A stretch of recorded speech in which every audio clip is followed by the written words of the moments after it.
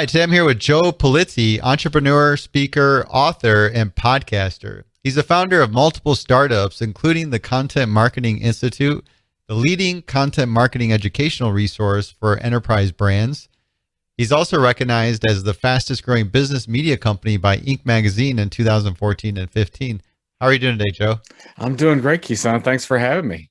I'm excited to chat with you. I just today connected the dots with your book, Content Inc., and I've actually read it and have been influenced by it in terms of our own approach. It probably has partially inspired me for starting a podcast and really thinking through why you want to become a subject matter expert, owning your space. And now I'm to the point where we're just going to dominate it. So I want to thank you for putting that out there. No, that's awesome. It's funny. So Content Inc., I wrote the first one in 2015 and the new one's coming out here in the end of May.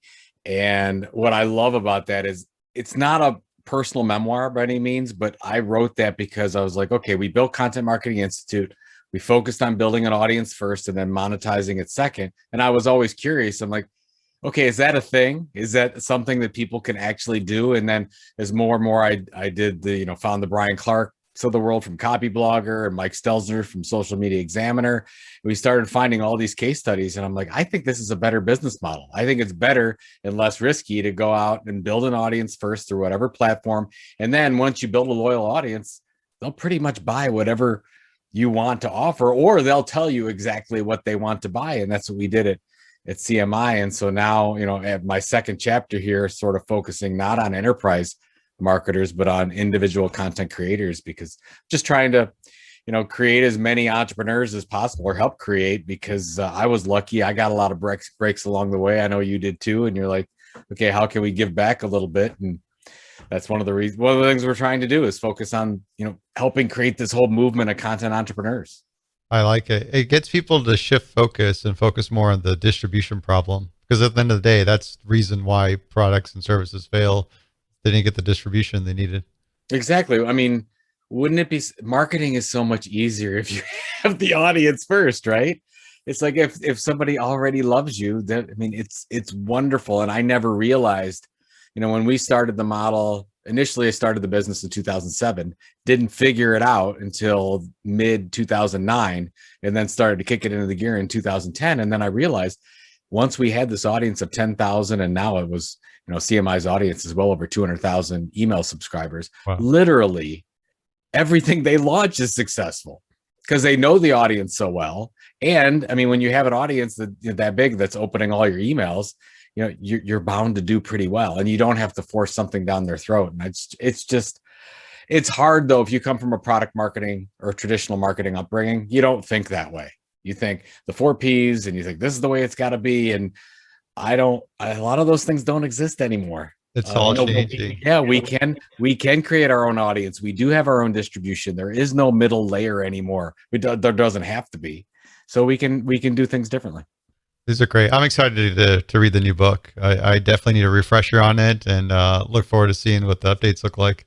Well, it's funny. There's the whole thing. I was trying to, I felt, because actually I wasn't planning on being in marketing and content anymore. And when I took a sabbatical year in 2018, we sold, my wife and I own Content Marketing Institute. We sold in 2016. I stayed on until the end of 17. Took a sabbatical year in 2018, flew to Sicily with my father, spent time with my 2 boys and my wife. It was fantastic. Everything was wonderful. And then I always wanted to write a novel. So I wrote a mystery novel. It's called The Will to Die. It did really well. And I absolutely planned, 𝐂𝐨𝐧𝐽, to become a novelist. I'm like, I'm going to be a novelist now. That's what I'm going to do. That's my next thing. We have a nonprofit as well, Orange Effect Foundation. I'm very passionate about that. But I'm like, okay, I'll do the nonprofit stuff, and then I'll do the novelist thing. And then the pandemic came along, and I just started to get all these emails and messages and social media notifications from friends of mine, colleagues that lost their job, were struggling, or content creators trying to figure it out. And they were all referencing the book you did. Hey, Joe, Content Inc., is that still the model? I know it's 5 years old. Can I use this? Whatever. And I just thought it was strange. And then I reached out to my editor at McGraw-Hill, and I said, I think there's something here. I think there's a whole new movement of content creation going on. And I think you've got a lot of them that are treating it as a hobby. They don't know how to monetize it. They don't know there's a business model. There is actually a business model for content creation and content entrepreneurship. And I said, let's go update this model. So I started doing interviews in the summer of last year, and we got the book all done. And there's, instead of 6 steps, it's 7 steps. We focused heavily on exit strategies. I'm a big believer in goal setting and having an exit strategy. We did that. We changed the model a little bit. We moved revenue up because we saw that a lot of entrepreneurs were creating revenue streams immediately. So we said, okay, this is the way you can do that and not, hurt your audience base. And so there it is. We got the Content Inc. model. We're rolling. We've got over, 100. We analyzed or interviewed over 100 content creators and content entrepreneurs that are doing it. And we sort of found that, if you do this for 5 years, it takes time. It takes time, patience, grit. You know that. But if you do it for about 5 years, you could have about a $5 million valuation at the end of that time. So there is a happy place down the road if you stick with it and can make this thing go. And I think you're seeing it now for so many people that aren't going back to work, so many people that got cut from their jobs, or they started working at home and said, I think this is a better way to go. I'm going to change my whole career, my whole life, and make it work and work from home. And you only need a phone anymore to do all this stuff. And it's just a whole new time period that I still don't think a lot of people understand how much change has taken place in the last year. I agree. I like how you framed the time frame involved, because that's important. You got to stick with it. Yeah. I mean, if you do year, if somebody says, hey, Joe, I want to do this thing, what can I expect in 6 months? I say nothing. Nothing. This podcast I started, the first one, was nothing. Like a whole year. It wasn't until the second year I noticed people actually downloading. That's right. It takes time. I mean, you're building your platform. It takes time. And then you're competing with everything. You're not just competing with your competitive set. You're literally competing with Google and Amazon and Netflix and everything. So you've got to do this consistently over a long period of time. You've got to find your differentiation area, what we call the content tilt. What's your why? Why should people even tune into you on a regular basis? And you just do the work. And if you do the work after 2, 3, 4 years, like we did it, we launched Content Marketing Institute 2010. And then we had a, plus $20 million exit in 2016. Wow. That's the timetable. Now, if you'd asked me after year 2, I'd have said we were complete failures. But then in year 3, 4, 5, I was like, oh my gosh, this thing is working. And that's generally what we found to happen. It's just a lot of people don't make it to that 2 to 3 year mark. Wow. Let's get into some life leadership principles. I'm game. What do you got? What do you got? I want to hear your talk. I don't know. I thought you were going to tell me. No, I'm here to learn from you. Oh, I've got a few. As you know, I mean, if you read Content Inc., so you know I'm all about the goal setting, and a couple little cheats that I learned that I wish I would have learned sooner but didn't was the whole writing down your goals thing. So basically what I do is I have my goals set up and I write them down into key categories, and generally I have 1 to 2 goals under each category. So my categories would be, financial, career, family, spiritual, mental, and philanthropic. So those are my 6 categories. And then each one of those, I have something that I can actually count. So let's just say under mental, I know my one mental goal right now, and I can share with you, it's that I read 2 non-business books per month. So that's my mental goal. It stretches me out a little bit so I don't get stuck in the hole. I'm reading business books all the time. So I'll pick up a thriller or a mystery or science fiction, and it really helps me. So that's my mental goal. And I write those down, and I have them written actually in a book. I've got my little moleskin notebook next to me, and I review them in the morning before I get going, and I review them at the end of the day before I go to bed. And I've been doing that for well over a decade now. And I believe that sets you in the right place every day to do what you need to do for your life, not just for your business, because it depends on your goal. So I'll give you a really crazy example. In this, I mean, it's funny how these things work out, but in 2008, I started this. Started the business in 2007, started writing down my goals in 2008. And I remember my career goal was I want to start the business, which ended up being Content Marketing Institute, and sell it for $15 million in 2015. So this is 7 years before. When you review that every day, Keeson, I mean, it is ingrained in you. So you're like, what do I have to do to create a $15 million business in 7 years? So every morning when I woke up, and my dream, I was reading it before I went to bed, and it's inhabiting me and everything I do. And so it got me set right. So maybe when I woke up in the morning, I didn't get into email first thing because I had to do other projects, or, whatever I needed to do. I was focused on that goal, and we didn't hit it in 2015, but we hit it in 2016. So I was real close to making that thing happen. But I'm a big, so setting those goals, reviewing them in the morning, in the evening, and then removing obstacles in your way. So you can write it down, you repeat these goals over and over again. Then you need to remove what's in your way. So let's look at how many people check their phones during the day. And I check my phone a lot. I'm on social media a lot, but you've got to look at it. When I talk to people who say, Joe, I want to start my own business, or I want to be a content entrepreneur, what do I need to do? Or I don't have the time. When you really start to talk to them about what they say, oh yeah, I've watched Ozark, and I've watched all these episodes on Netflix, and I've seen every new thing that's come out from Marvel, and there's nothing wrong with that. But then you start to add up the time, and you say, well, you're spending 40 hours a week on your phone or on television, on watching a show. Well, what if you spent 30? What if you spent 20? Whatever. It's different for everyone, and I'm not judging. I'm just saying that you have to really start to look at the obstacles in front of you and get those out of your way that's impeding your growth to your goal. And so that's my big thing. And when I talk to entrepreneurs, before we get started into, okay, here's your audience, and here's your platform, and here's the type of content, the first thing we talk about is your goals. Yep. And we talked about exit planning before. You need to know, when you start this thing, what's in your head, what's it going to be. Now, you can change it. It always changes. It might change on a daily basis, but if you don't have an idea about what you're running toward, I loved Stephen Covey's second rule is begin with the end in mind. Well, what's the end? If you start a podcast, you don't know what the end is, or at least some idea of what your goal is. It's very difficult to get up every day and do the work. I agree. I like that a lot. You have to have the goal that sort of frames things for you to really want it, the desire, the motivation. And then the other point of how do you remove the impediments that come in the way? So, and then there's the element of sacrifice that you gave an example that, hey, if you're spending all this time watching TV, you may have to pare that down and shift it towards the activities that help you achieve that goal. It just kills me I have a lot of friends that are very talented, and they could do anything they wanted to do. But when they bring up I don't have enough time, I just shake my head, and that's fine. I'm not going to say anything. That's their life, whatever. If they want my advice, I'll give it to them, but you're not making the time. Yep. We have plenty of time. It's just, we have to make the choices. And I know there's a lot of people in a lot of hardship, and you got people working 2-3 jobs. They're the people that probably don't have the time.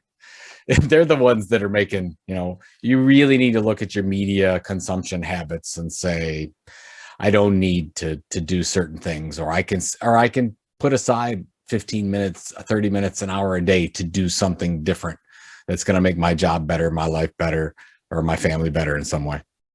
So one of the goals of BossMove is to take some of these ideas, but to also break them down into some practical steps. Well, yeah, you got it. I mean, really easy. This is the easiest thing to do. So, right, you take, first of all, you create your categories. You've got your 6 categories. We already talked about that. You've got your financial, your career, your philanthropic goals. You list those all down. You list 1 to 2 under each one, maybe 1 to start with.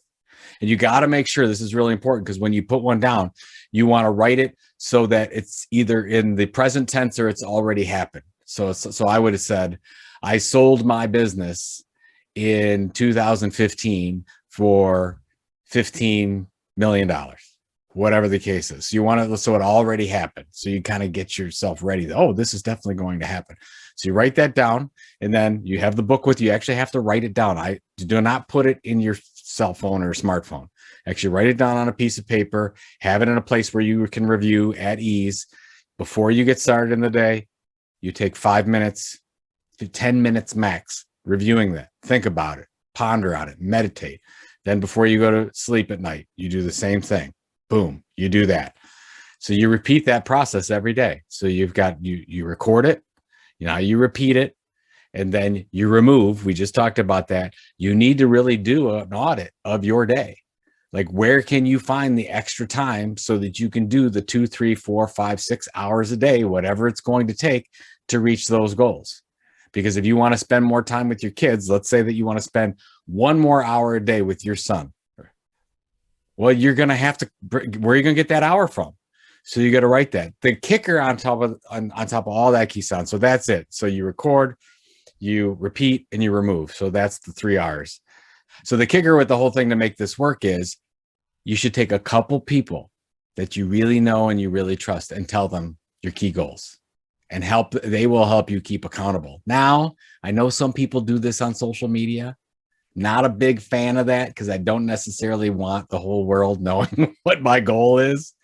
But you can absolutely do that with your significant other, your kids, your mom and dad, whatever the case is, close friend, and tell them and say, here's my goal, or here's this particular goal, and I need your support. I would like you to support me and to keep me accountable.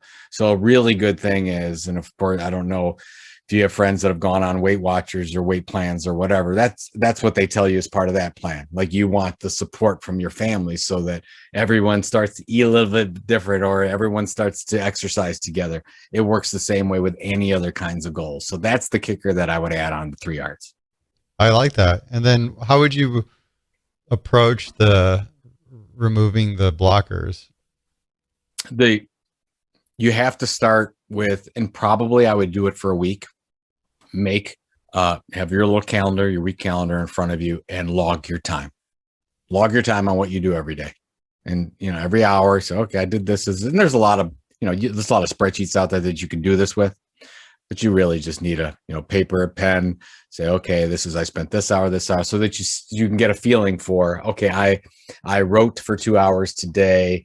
I watched 3 hours of television. I spent 1 hour on Twitter. I watched whatever, right? You go through the whole thing, and you might be missing an hour or so. Doesn't have to be perfect, but by the end, then you average those out and you say, on average, I spend 2 hours watching some kind of screen. On average, I spend 3 hours writing. I do 2 hours of podcast, whatever. So get a good feel for that. It'll come up to 24 hours. Here's your average. And then really you take a hard look, and you have to be honest with yourself, and you have to say, where am I going to get the time to do what I need to do? I don't want to sacrifice the time with my family. So or I want to add to that. And I would really put into, once you see what you're doing, right next to it, put in what the ideal time would be for what you want to have happen based on what your goals are. And then you've got to make adjustments. And generally we do things at the same time of the day. You might watch television at the end of the day. So let's say, here's a really easy, because I've dealt with this. So when it's 8 o'clock at night and I don't want to work anymore and I'm done, and the kids are off on their games and doing whatever, I don't want to sit in front of Netflix or HBO Max or whatever. I would rather read for an hour. So I have to have that ready. I already have to have a stack of books ready to go, what I'm going to read. If I'm going to the library or whatever I'm getting, or if I'm renting them somewhere, I've got to have that ready, because if I don't, what'll happen? I'll go into the ditch. I'll go in and I'll say, oh, no, I'm watch Netflix, because I'm not prepared. I didn't do my work up front, but I do. So when I go downstairs tonight, great. I've got that ready to go. I'm going to read this book. And instead of an hour on Netflix, I've got an hour reading my book. And that's one of my goals. So good approach to time management in general. Just time management. It's just time management. That's the first thing that you have to do with anything, to just be a little bit more productive. I mean, you could say, hey, look, I need to be more productive with the time that I have, but I think it's easier to cut out things that just aren't necessary. I agree. Then it just prioritizes the goals that you have. Yeah, exactly. What other principles you got for us, Joe? Well, we talked about the exit planning part. That's critical. And you need to write that down. And that's for anything, by the way. So if somebody's listening to this and has a job, what's your exit plan for that job? What's your exit plan for your house? What's your exit plan for your retirement? I want to know what those things are. It's funny. I get a lot of people, a lot of friends of mine will come up to me and ask me retirement investing advice. I mean, I'm not a qualified investor or anything like that, but I mean, I've been investing for a long time, and I've been like involved in crypto for a long time and all those things. So they'll ask me for my advice, and I'll come back and I'll say, well, what do you want to do? Where do you want to go? Who do you want to be? I can't answer any of those questions because they'll say, how much do I need for retirement? I don't know. How much you going to spend in retirement? Like it's funny because I don't know if you're a fan of Scott Galloway, Prof G podcast, but I love the Prof G podcast because he talks about the definition of rich. And he says the definition of rich is spending less than you make. Right. That's it. He says, and he talks about his dad. He says, my dad makes about $5,000 more than he spends. My dad is a rich man. My friend makes $3 million a year. He spends $3.5 million a year. He is poor.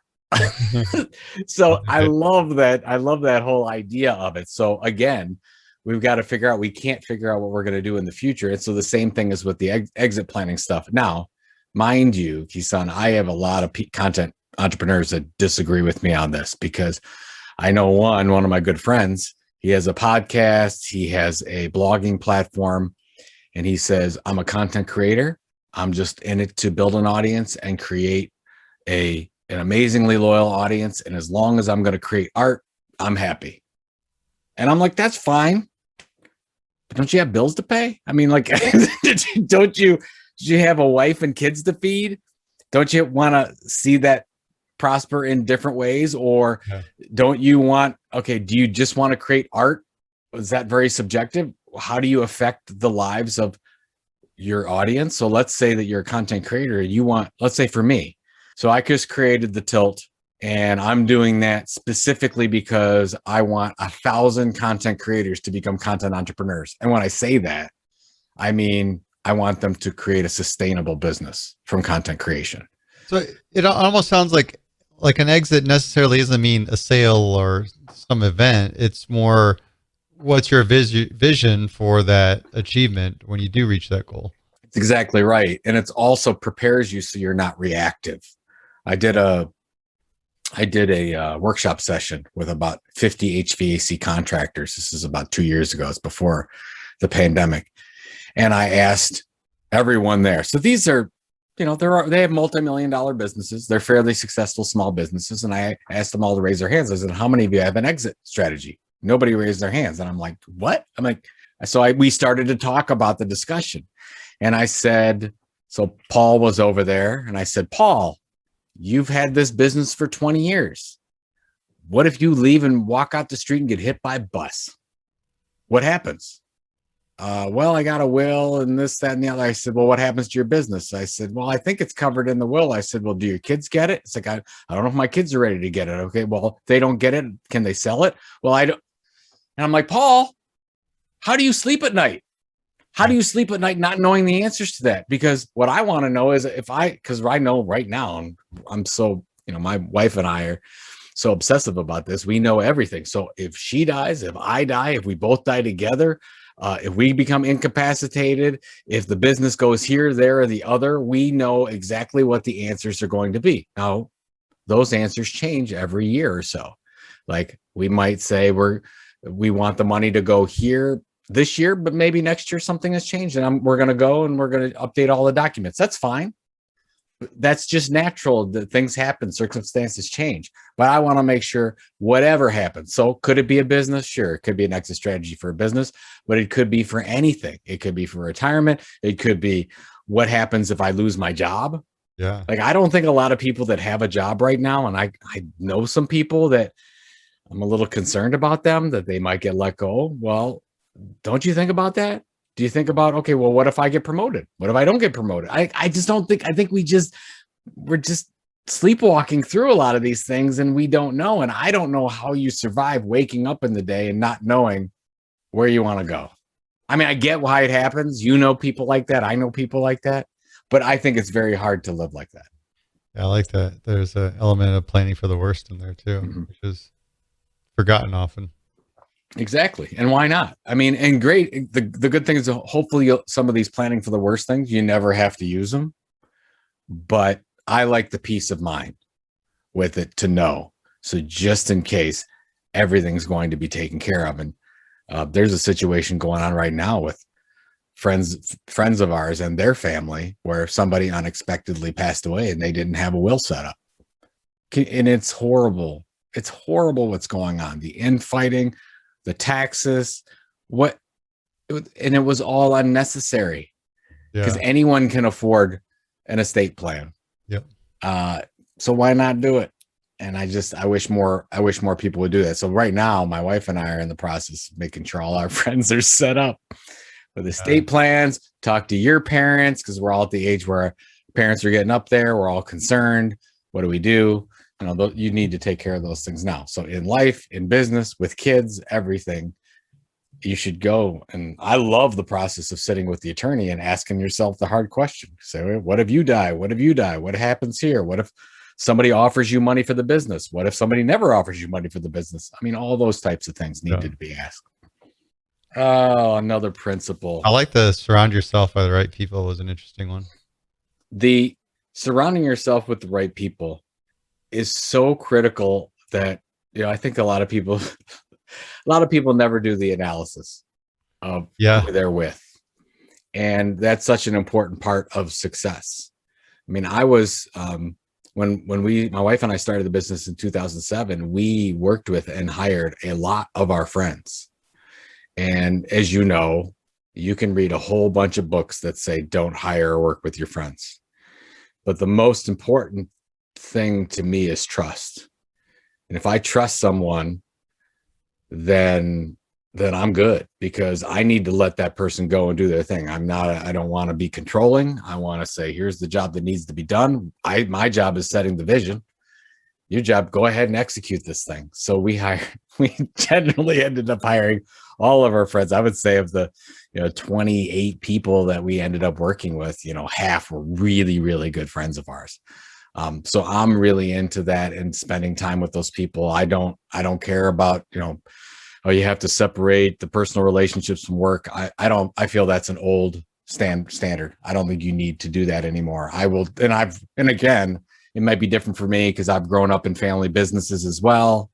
So you end up working with family and with friends and whatever. And yes, there be some interesting issues that happen. Sure.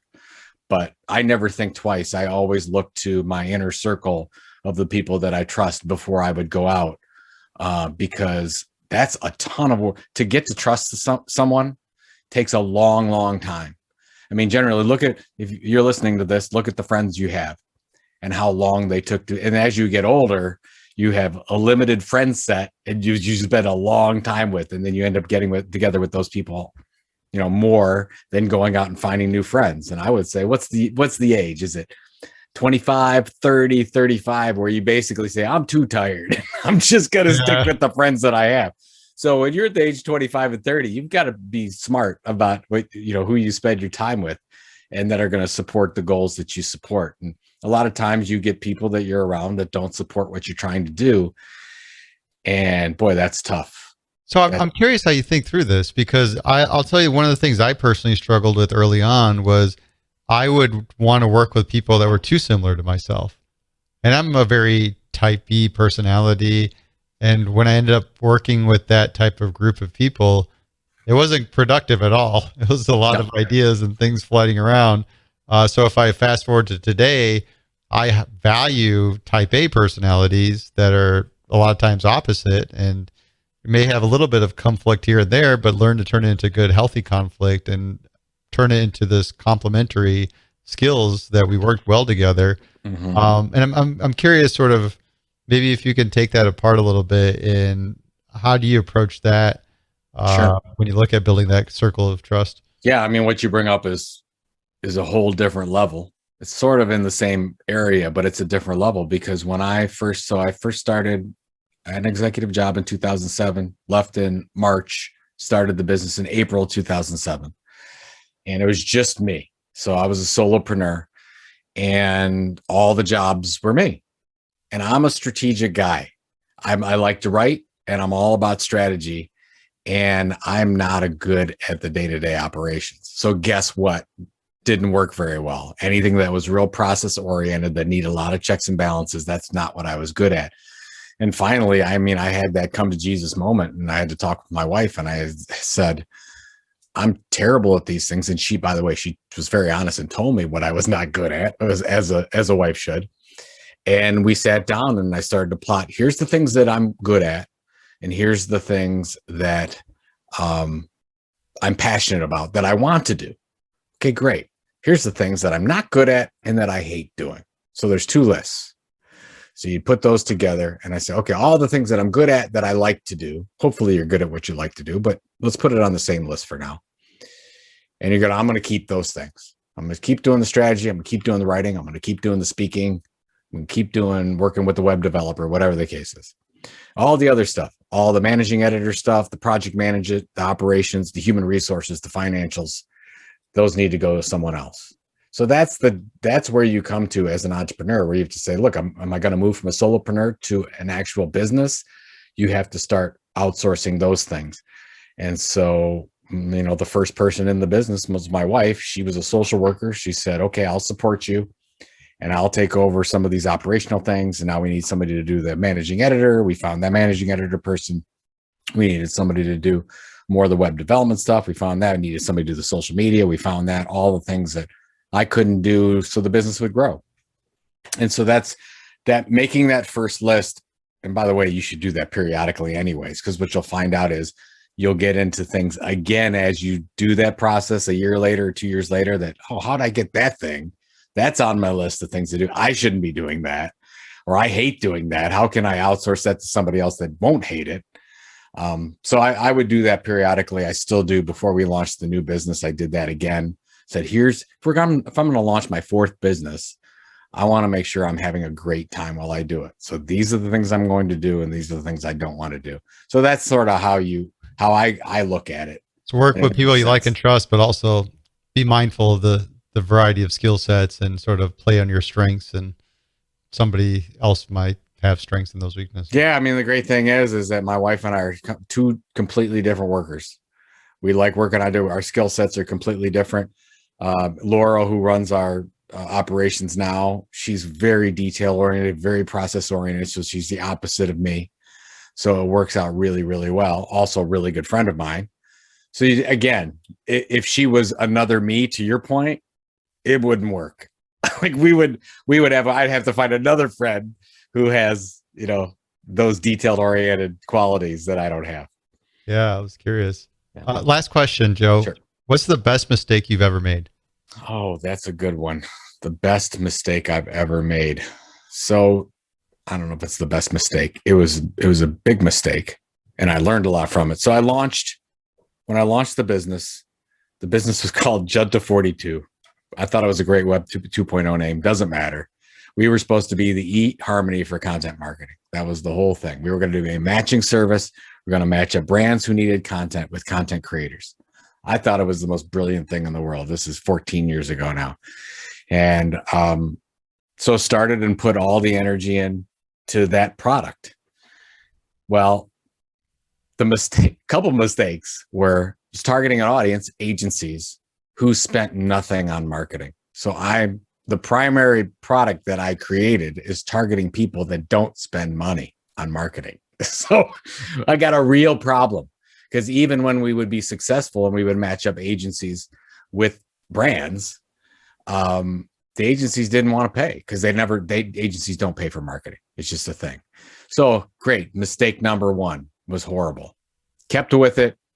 But the biggest, it didn't work out. And I thought by 2009, I was going to have to give up altogether. I'm like, this is not going to work. And finally realized that, all right, I'm pushing this product that nobody wants. That was a horrible thing to do. And I was ready to go look for a job. So this is September 2009. I'm looking for a job. I'm going to see if this thing is going to, it's not going to pan out. I felt like a failure. And then I actually started looking at my emails, and it was feedback from my blog subscribers. And there it was in front of me. I don't know what made me look at it, but it was things like, Joe, I would like training, content marketing training. Do you offer training? Joe, I would like to take my marketing team to a content marketing event. Are there any like that? So the mistake was I went product first. Now I learned luckily I learned through that. And I don't know if I would have ever came to the point if I did it a different way. But what I learned was the most valuable thing is I built the audience while I was doing that, because I had the blog. The product didn't work. But by September, then I finally started to say, oh, now I should just listen to this audience and they'll tell me exactly what I should offer. And so it wasn't 2 weeks later, 𝐂𝐤, that I put down on a cocktail napkin. I was probably drinking at the time.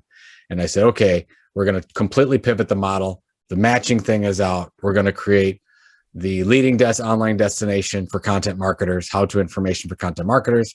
We're going to create the leading magazine for content marketing executives. And we're going to create the leading in-person event for content marketing, because that's what our subscribers are asking for. And we did that 9 months later, 6 months later, and a year later. And then by 2013, we were a multi-million-dollar company. So the biggest mistake was going product first, targeting an audience that had no money. But I'm glad I went through that process, and it was a very painful process, because I don't know if I would have. I got such to this low point that I was desperate for feedback that I started looking at, okay, these blog subscribers are sending me information. I'm not looking at it because I'm so focused and in love with my product. And I realized, oh my gosh, I got to be focused and in love with my audience. And if I do that and listen to them, they'll tell me what they want to buy. So there you go. Listen to the customer is that's it. That's it. And create the audience, which is your customer before they're a customer, which is what I love. Yeah. Joe, thank you so much for your time today. I appreciate it. No, thank you. That was fun.